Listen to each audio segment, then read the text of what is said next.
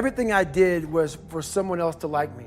It wasn't until I started reading my own book about how pathetic I was as a human being. I could blame my dad, I can blame kids at school, I could blame having health issues, ADD, my mom not being around. Great mom, but she was doing her thing. I could blame a lot of people. And that's the book I was reading. And I put it off on everybody else. It wasn't until I said, you know what, for me to fix this, I gotta read what is wrong with David Goggins. Not blame anybody. Read my book and say, okay, I'm afraid of my shadow. How can I overcome that? Go in the military, do things you hate to do. Be uncomfortable every day of your life. Roger that. I'm not the smartest kid in the world. Okay, roger that. How you get smarter? Educate yourself. So the things that we run from the truth.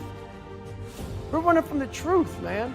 So the only way I became successful was going towards the truth. As painful and as brutal as it is, it changed me. It allowed me to become, in my own right, who I am today. I hated jumping out of airplanes. I hated shooting guns. I hated the job as a Navy SEAL. But I did it because I wanted to change myself. Everything I do, I'm not really comfortable doing. But if you choose to go that route, to go be a Navy SEAL, because if you're choosing to do something, you have two routes. You can go there and be a little weak person and get through barely, and that's your reputation. Or you can go through the hardest guy you can possibly be, and that's your reputation. So my whole thing is, if you're gonna choose to open that door in Iraq or Afghanistan, open the door and go in. That's with life. Because they're gonna remember you by slowly opening it and peeking in. So if you're gonna open it, and you made the mind to open it, don't crack it open. If you're choosing to do something, attack it. Because they're gonna remember you as not attacking it. So I want to be remembered. You can hate me, but there's one thing you can't say about me. I didn't attack it. And the very best may not be I'm number one. The very best is, did I leave everything inside of me out there? So attacking is not like, oh, I want to win this or win that or be the best. The best is I'm running against myself in everything I do. And that's what I attack. I attack myself. I'm always questioning myself. I'm always holding myself accountable. If I don't give you all of me, why am I here? Why? How will you learn from me? People take so much offense to me. You will never learn from people if we always tap dance around the truth. We tap dance around the truth by finding the right words so I don't hurt you because you have thin skin. No. Tighten up, people. It's okay. Trust me, it's okay. You might be called some Jewish word or some word. It's okay. Let them call you that. What are you going to do now? They don't own your life. How are you going to control that now? How are you going to flip it upside down and say, Roger that, now I'm going to harness this and you'll read about me years from now? How? That's the question. How are you going to do that? Thicken your skin. Become more of a human being. Don't be afraid of the reflection in the mirror, because that's all you can be afraid of. Once you overcome the reflection in the mirror, you've done it. Emotion is a beautiful thing. You don't want to, if you're emotional, that's bad. But if you show emotion at the right time, I think that's a beautiful thing. Because you have to, you want to be in control of your mind. You want to be in control of your mind. Emotional people, they're a wreck. That emotion controls everything you do. And what emotional people do is, like for instance, I always say this, they can have a beautiful life. Husband and wife, kids, everything they want. But it's the one thing that they don't have that makes them emotional. So that emotion makes them focus on what they don't have. Emotion makes them focus on everything negative, everything. Pity party, woe is me, this didn't happen. So your mind loves that. People love to complain about everything. So when you're sitting there, you may spend weeks, months, years complaining about the same thing. So what have you done? Nothing. There's no solution in that. But most of us live there. Oh, this other guy got the pay raise, the other guy got this, the other guy got that. And we live in this emotional state of, woe is me, nothing gets accomplished. Yeah, I have a different delivery, which is why I had to find everything about me is very unique. And that's what I want people to realize. We're all unique in our own right. You can't be muffled. You can't be muffled by these different voices in your head or these different people who doubt you, whatever. So it took me a long time to find my voice. Therefore, I know what you're saying. That's why I had to be on the audiobook. And how I write and how I speak is very different. So, but it's very primitive.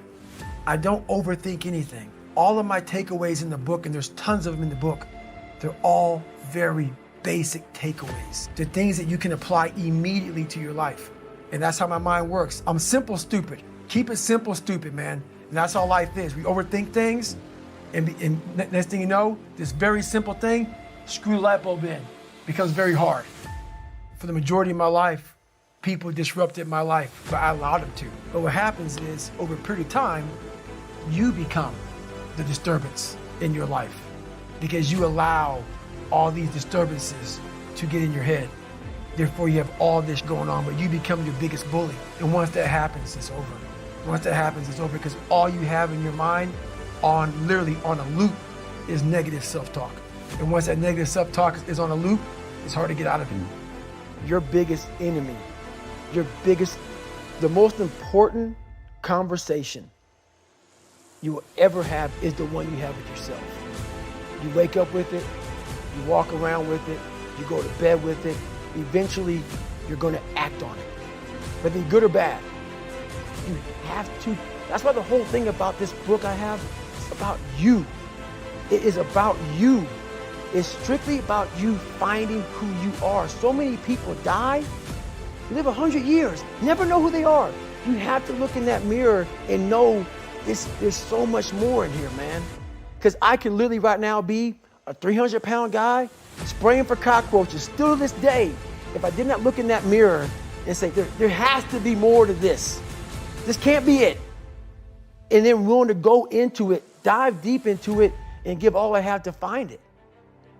A lot of us dream big. You should dream big. Dreaming big is important.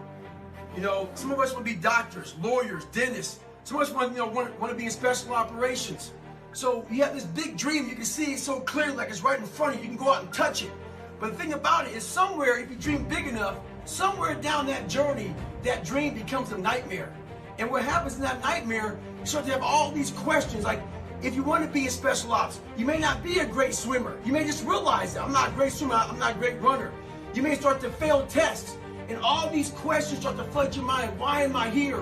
I'm not good enough. Trust me, I know all about the questions. They will flood your mind. If you do not have the answers for them, you will quit. The answers lie in the repetitions. You must not forget the repetitions you put into trying to dominate the craft that you're in today. Always, always embrace the suck, adapt to the suck. By no means am I an expert at this, but I do know a lot about living in the sewer of life. I've been getting a lot of emails from different loved ones about people who have killed themselves. My next door neighbor 2 months ago, she just killed herself. Tons of veterans I know, they killed themselves. I got an email 2 weeks ago from a family member that an 11-year-old boy killed himself from people at school bullying him. One thing about life is that people in life, they are the ultimate puppet masters. They exploit your weakness, and they love to walk you around life and own space in your head. One of the biggest ways to cut those strings and walk on your own 2 feet to your own destination in life is to build self-respect, self-esteem, self-discipline, all those things. Stay hard is not just about going to the gym. Stay hard is about going that extra step and you feel like you can. That's what builds self-esteem and self-respect. Stay hard.